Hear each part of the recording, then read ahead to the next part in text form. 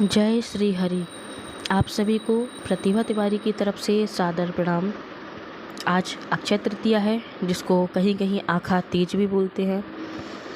आज बहुत ही पुण्यदायी दिन है और उसकी पूजा का मैं वीडियो शेयर कर रही हूँ कि हमारे घर पर ये पूजा किस प्रकार होती है। तो उस दिन बांके बिहारी के चरणों के दर्शन भी होते हैं, तो इसलिए बांके बिहारी की हमने पूजा की है। और ख़ास करके ये गुड्डा गुड़िया की भी पूजा होती है, तो ये वही है। तो चलिए वीडियो स्टार्ट करते हैं कि हमने पूजा किस प्रकार की पूरी विस्तार से आप लोगों के साथ शेयर करते हैं। तो मैंने एक पटले के नीचे चौक बनाया हल्दी का। आप मेरे पिछले वीडियो में वो देख सकते हैं, मैं डिस्क्रिप्शन बॉक्स में दे दूँगी। तो हम बिहारी जी का पहले श्रृंगार करेंगे। उनको पीले वस्त्र मैंने धारण करवाए हैं, क्योंकि अक्षय तृतीया को पीले वस्त्र और पीला चंदन और पीले पुष्प ही अर्पित किए जाते हैं। और आपको भी पीले वस्त्र ही धारण करने हैं अगर आप कर सके तो, लेकिन भगवान को हो सके तो पीले वस्त्र ही धारण करवाएं और बहुत ही अच्छा उनका श्रृंगार करें आप। ये देखिए, मैंने 2 हार पहनाए हैं, अब उनको केश लगा रही हूँ। ये जो मैंने चंदन का भगवान का श्रृंगार किया हुआ है, उसका वीडियो भी मैंने डिस्क्रिप्शन बॉक्स में डाल दिया है। आप वहाँ जा कर के भी देख सकते हैं कि ये हम लोग श्रृंगार कैसे कर सकते हैं। तो ये देखिए, हमारे बिहारी जी तैयार हो गए हैं। अब हम उन्हें मुकुट धारण करवाते हैं। ये देखिए, मोर मुकुट पीतांबर धारण भगवान ने किया हुआ है। तो बोलिए बांके बिहारी लाल की जय। तो ये देख लीजिए, अब हमारे यहाँ पूजा किस प्रकार होती है वो मैं बता रही हूँ। हमारे यहाँ 5 घड़े रखे जाते हैं मिट्टी के। अगर मिट्टी के संभव ना हो सकें तो 1 मिट्टी का घड़ा भरिए, और जो 4 बर्तन और बचेंगे उसमें आप स्टील का लोटा ग्लास भी भर सकते हैं। अगर पूजा तो हमें करनी ही है, भाव देखते हैं भगवान, तो आप ऐसा भी कर सकते हैं। मैंने इसमें शुद्ध जल भर लिया है इन छोटे छोटे करबों में। अब हम इनमें कलावा बांधेंगे। तो ये हमने कलावा बांध दिए हैं और इसी प्रकार से हम सारे करबों में या फिर मटकों में, छोटे छोटे मटकों में कलावा बांधेंगे। तो ये देखिए, हमारे कलावा बंध चुके हैं। अब हम इनके ऊपर तिलक लगाएंगे। तो हम लोग हल्दी से स्वस्तिक बनाते हैं। सबसे पहले हम बांके बिहारी को और भगवान को तिलक लगाएंगे, उसके बाद में हम इन घड़ों पर भी तिलक लगाएंगे। आगे मैं बताऊंगी कि इस वर्ष कैसी बरसात होगी पूजा में, वो भी पता चलेगा आगे। कई घरों में ये पूजा हो चुकी होगी, तो आप ज़रूर बताइएगा कि आपने पूजा किस प्रकार की है और आप पुष्प अर्पित करते हैं। अक्षय तृतीया के दिन किया जाने वाला दान पुण्य जो भी हम करते हैं, उसका करोड़ों गुना हमें फल उसका प्राप्त होता है। तो इसलिए अक्षय तृतीया की पूजा हमें अवश्य करनी चाहिए। तो हम घड़ों पर स्वस्तिक बनाएंगे। जब भी आप घड़े की स्थापना करें या मटके की स्थापना करें या कलश की स्थापना करें, तांबे के, स्टील के, तो आप उस पर स्वस्तिक ही बनाइएगा। ये हमने कुछ दोने ले लिए हैं, ये पत्ते के दोने हैं, और चाट वालों की दुकान पर या फिर मिठाई वाले की दुकान पर ये मिल जाते हैं। तो मैंने ये 5 दोने ले लिए हैं, जो मैं 5 ही मटकों पर रख रही हूँ। ये देखिए, ये कुछ चने हैं, काबुली चने जिसको बोलते हैं। हमारे यहाँ एक मान्यता है, वो मैं आपको बताऊँगी। एक एक चने हमें इन 4 मटकों में डालना है। सिर्फ़ एक ही चना डालना है, 2 नहीं, सिर्फ एक ही मैंने पहला डाल दिया, ये दूसरा डाल दिया, ये तीसरा और ये चौथा। जो हमारा बीच वाला घड़ा है उसमें मैंने चना नहीं डाला है। अब ये देख लीजिए, कुछ पर्चियाँ हैं मेरे पास जिसमें लिखा हुआ है आषाढ़, श्रावण, भाद्रपद और आश्विन। तो ये पर्चियाँ मैंने बनाई हुई हैं, और जिन जिन घड़ों में मैंने चने डाले हैं एक एक, उन पर हम ये पर्चियाँ रखेंगे। अब आप ये सोच रहे होंगे कि ये मैं क्या कर रही हूँ, क्यों कर रही हूँ। उसके लिए हमारे यहाँ, हमारे बुंदेलखंड में ऐसी मान्यता है कि ये 4 जो घड़े हैं, हम उनमें एक एक चना डालते हैं और 7-8 घंटे के बाद, 6 घंटे के बाद हम देखते हैं। अगर जो चना फूला होगा तो उस महीने में बरसात होगी, और जिस घड़े का चना नहीं फूला होगा उसमें बरसात नहीं होगी। तो ये आप देख सकते हैं, मैंने कच्चे आम रख दिए हैं एक एक सब पर, और 5-5 ये पकौड़ियाँ रखी हुई हैं। ये पकौड़ियाँ हम जब कढ़ी बनाते हैं ना तब बनाते हैं, तो ये हमारे यहाँ रखी जाती हैं। आज के दिन कच्चा खाने का प्रसाद लगता है, तो आप कढ़ी चावल ना बना सके तो ये पकौड़ियाँ बना लें, और दाल चावल का भी प्रसाद आप लगा सकते हैं। मैंने कच्चा और पक्का दोनों बनाया है। तो ये देखिए, अब हम इन पर पुष्प अर्पित करते हैं।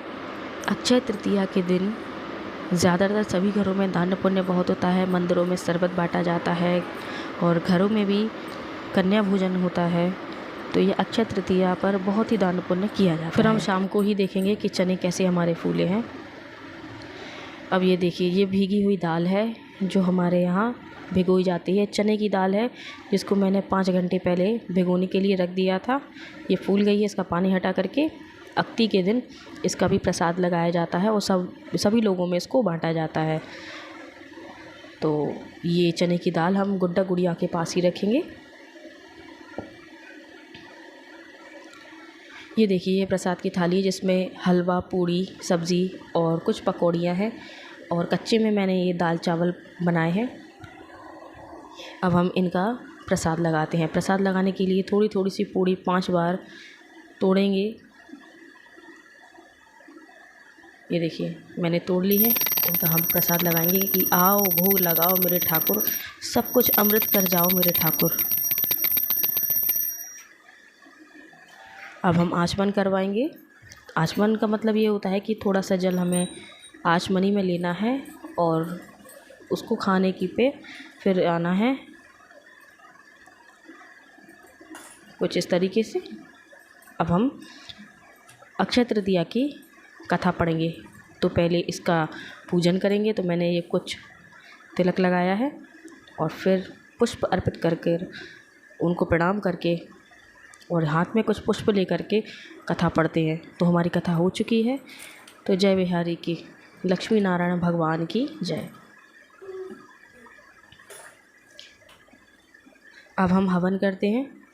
तो ये जो हवन मैं कर रही हूँ, ये गाय के गोबर की कंडी है। इसको मैंने गैस पर इसको पे सिलगा लिया है, और इसका टीका मैंने कर दिया है। पुष्प अर्पित कर रही हूँ अब मैं। अब हम इसमें थोड़ा सा घी डालेंगे। वैसे मैं अपने घर में प्रतिदिन हवन करती हूँ, और आप भी ज़रूर किया करिए, वातावरण शुद्ध होता है। हवन में घी का विशिष्ट महत्व होता है। तो ये मैंने घी अर्पित किया है, और अब हम आहुतियाँ डालेंगे हवन सामग्री से। तो आपको जो भी मंत्र आते हो, ओम नमो भगवते वासुदेवाय नमः स्वाहा, लक्ष्मी नारायण नमः स्वाहा, ओम नमः शिवाय स्वाहा, इस प्रकार से मैंने कर लिया है।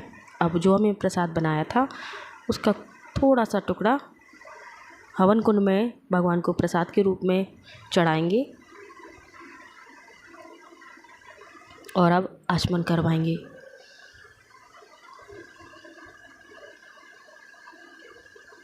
अब शंख बजाते हैं।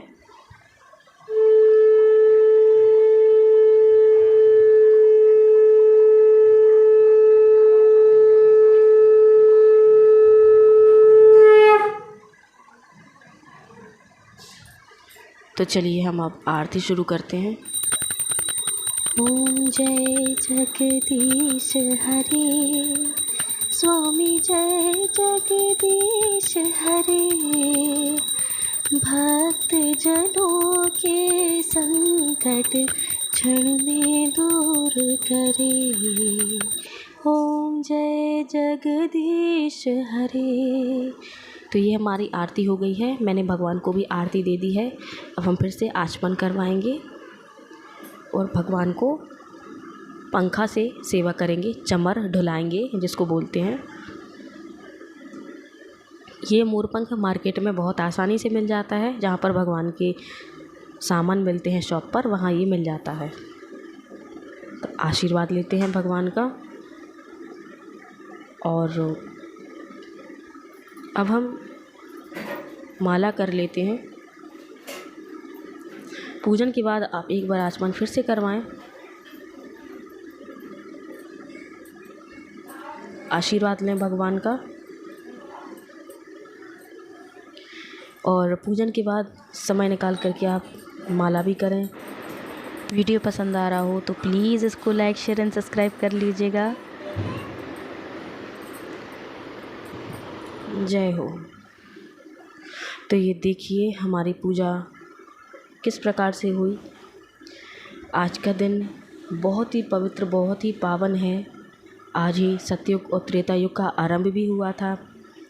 आज ही बांके बिहारी लाल के चरणों के दर्शन होते हैं। आज ही जगन्नाथ जी के रथ की शुरुआत बनाने की आज से ही शुरू होती है।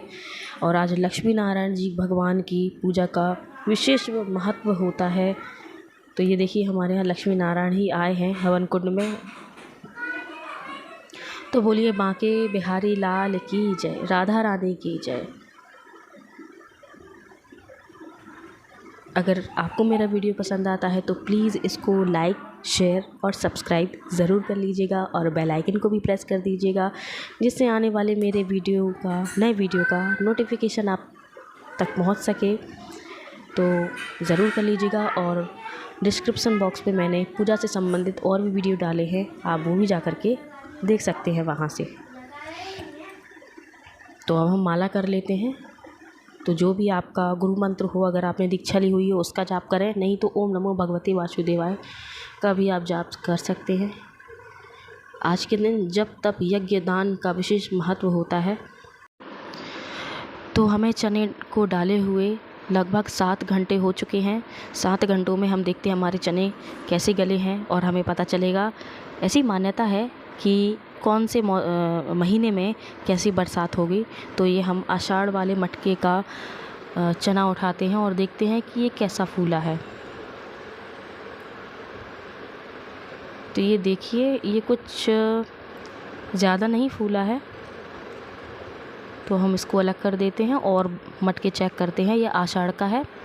अब हम श्रावण वाले मटके का चेक करते हैं, देखते हैं ये कैसा फूला हुआ है। तो हम चना उठाते हैं और देखते हैं, ये तो बिल्कुल ही पिचका हुआ सा लग रहा है, ये तो बिल्कुल भी नहीं फूला है। ये देखिए उतना का उतना ही है। तो हम इसको अलग निकाल देते हैं और दोनों का चेक करते हैं। भाद्रपद का जो बुंदेलखंड से हैं उनके यहाँ ये होता होगा, अगर होता है तो ज़रूर बताइएगा। और ये भी बताइएगा कि आपने चने डाले तो आपके कौन से महीने के कैसे चने फूले हुए हैं। ये देखिए ये हमारा बहुत अच्छे से फूल गया है, बहुत बड़ा चना हो गया है। इसका मतलब ये है कि भाद्रपद महीने में अच्छी बरसात होगी, ऐसी मान्यता है। अब हम आश्विन का देख लेते हैं।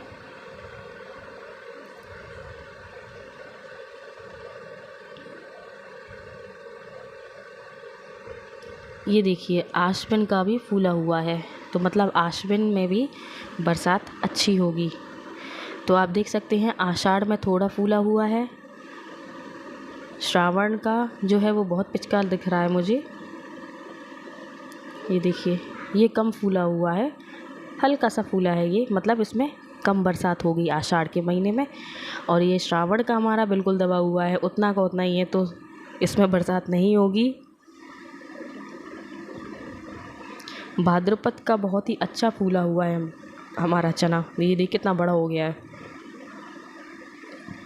और ये आश्विन में भी बरसात बहुत अच्छी होगी। तो ऐसी हमारे यहाँ ये मान्यता है। तो अगर आपको मेरा वीडियो पसंद आता है तो प्लीज़ इसको लाइक शेयर एंड सब्सक्राइब ज़रूर कर लीजिएगा और बेल आइकन को भी प्रेस कर दीजिएगा। तब तक के लिए प्रतिभा तिवारी की तरफ से आप सभी को राम राम।